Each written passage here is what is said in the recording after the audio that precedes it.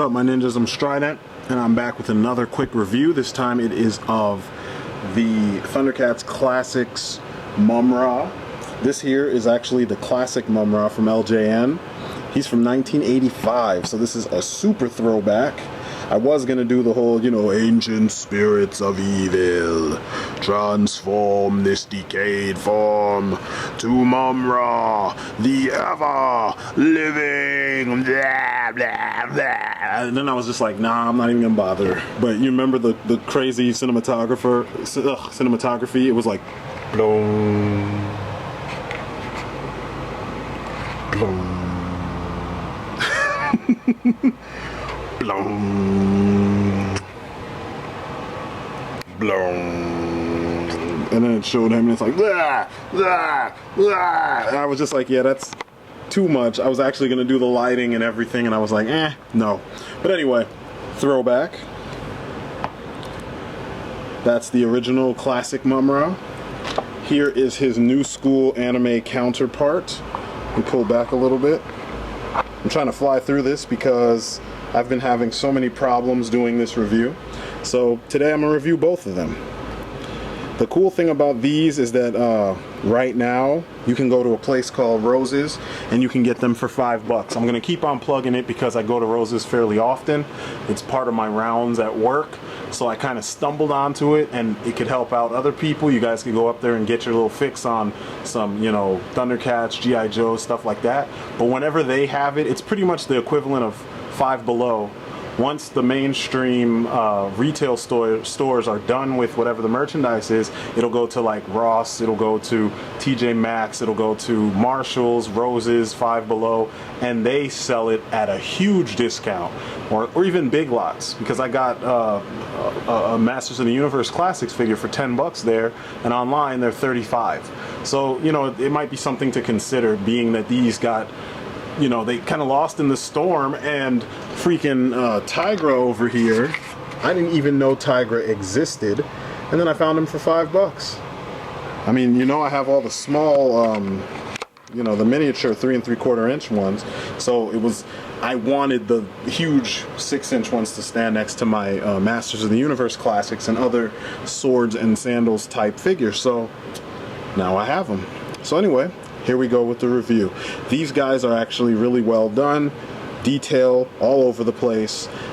They're in scale with your various Lion-Os, and I dig that a lot because me, I'm a not I won't say a Nazi, but I am a sucker for scale.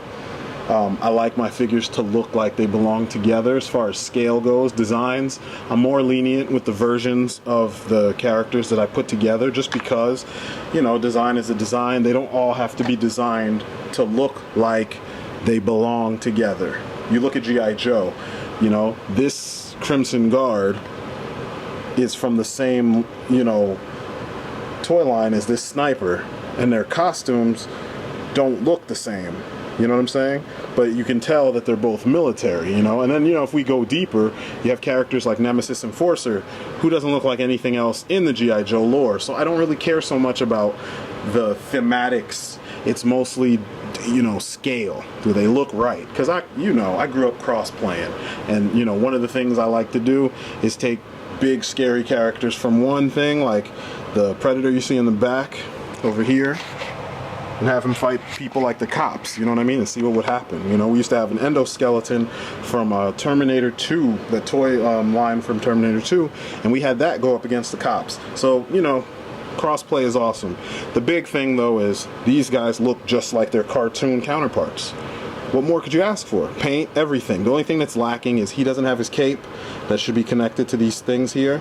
He doesn't have his wings. So if you're creative, you could find wings, you find a cape, and call it a day. Okay, his articulation is real simple. We'll move back a little bit so you guys can see. Alright, he's got bicep swivel, and it's in a kind of a ball socket joint. You can kind of see the screw at the bottom. I like that. So go inward, outward this much, inward this much, bicep swivel, single bend at the elbow, and a ball socketed wrist, which I like. It makes it really easy for you to remove these hands. He did come with a bunch of extra hands, but I'm not gonna go and look for those. There's a twist at the waist. His head is on a ball socket, so you can kind of get some good, you know, emoting. You can look down just that much, which is like nothing. Look up about that much, which is a little bit more. Tilt to the side about that much. It's pretty cool. Ball socketed hips, thigh swivel, single jointed knee, and a single what is this, swivel at the, you know, ankle. He twists at the boot, and he's got a little bit of an ankle pivot, as you can see. See that? Which is pretty cool. And that's really it. He didn't come with any weapons. He came just as is. It's kind of cool. Like I said before, I still have the old school Mumm Ra, so it's nice to have this old ugly ass dude and then have that guy behind him so I can transform him and have fun with that. So I like the figure. If you're a fan of Thundercats, that is the one to get. It's cool because once you have him, you can have your Lion-O poised to fight him, you know? Come on, Lion-O, stop playing with me, man.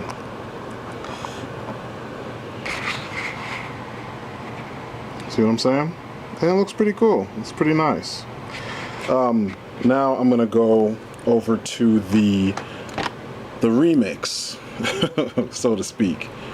This is the Mumm Ra from the 2013 version. He's pretty cool. He's got a lot of accessories, which is nice because the show kind of put him on equal playing field as Lion-O. Much like the other Mumm Ra. Remember I said he had extra hands. The extra hands were open hands. They were these splayed open hands. This is for this Mumm Ra. Both of them have the same thing going on. They have split. I have one of each on their hands, but as you can see, he's got one set of splayed open, long, crazy looking hands, and then he has gripping hands for the various forms of his Sword of Omens, or whatever you want to call it. I forgot the name. It's been a while. But that's really it for him as far as accessories go. There's that, like I said. There's the closed sword form, the powered up sword form, and here's the other piece that goes with it. You connect the two and you have this ridiculously long, powerful looking lance. So, you know, you can kind of see how long that is. It's pretty cool. And then you have his version of the claw shield, which is pretty creepy looking.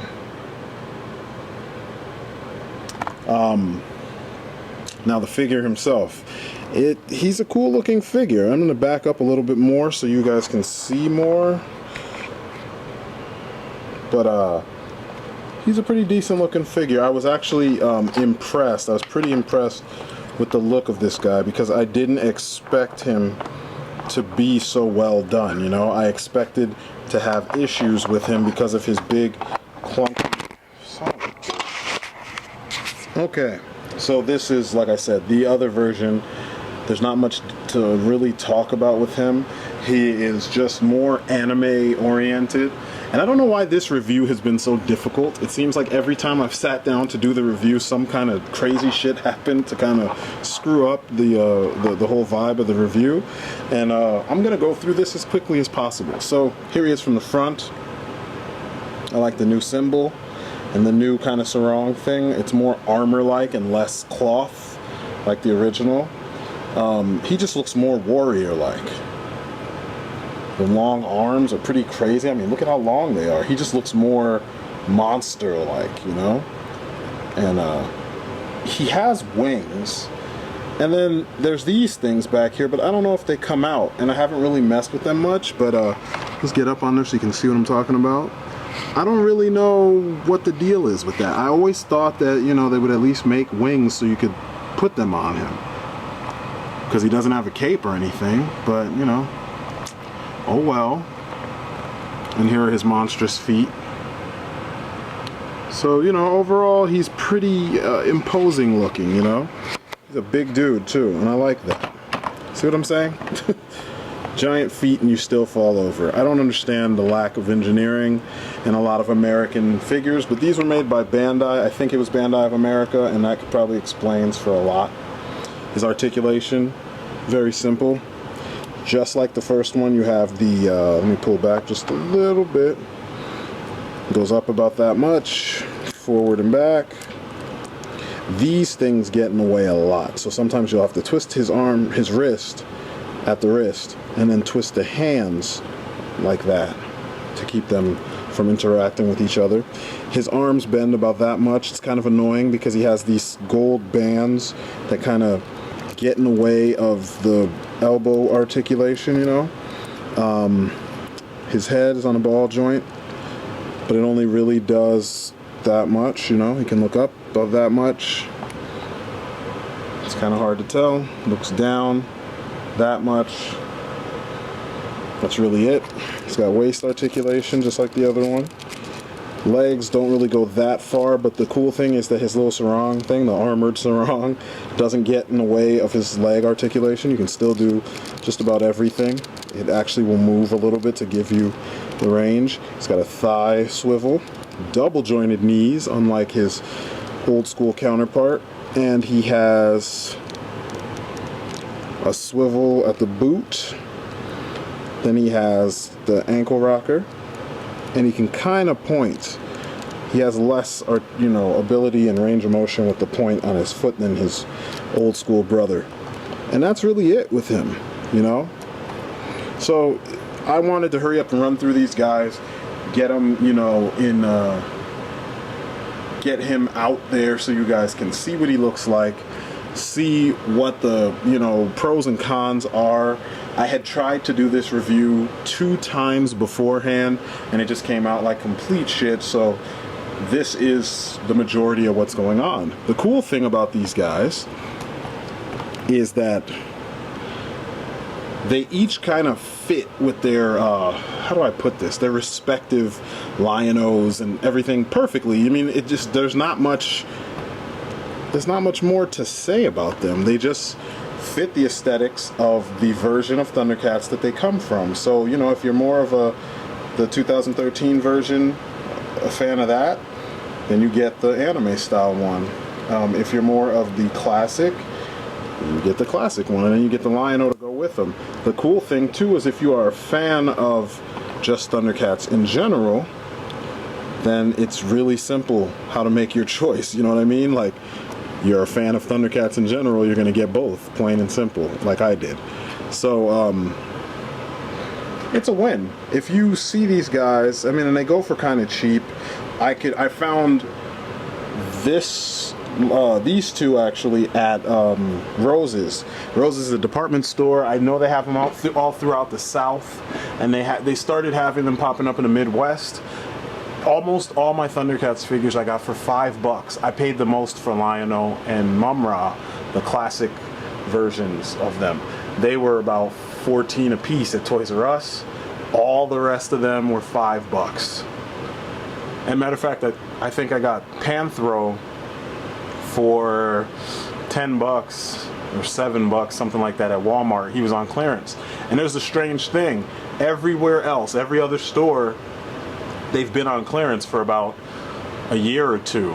Maybe the show was on 2012, but the show's been off for a long time, and the toys have been on clearance since before the show got cut off. So it's weird. Toys R Us is still selling them for $16 or $15, and everywhere else has them for, you know, a lot less. So if you can find them in any of those spots, I would go and find them at those spots, you know, save your money. I'm gonna have a better review of, or one of my, you know, my more fancier reviews of the 2 versions of Lion-O. Those are coming soon, as well as reviews of the rest of the gang right here. So stay tuned for those, and as we've been doing with the others, on to the next one.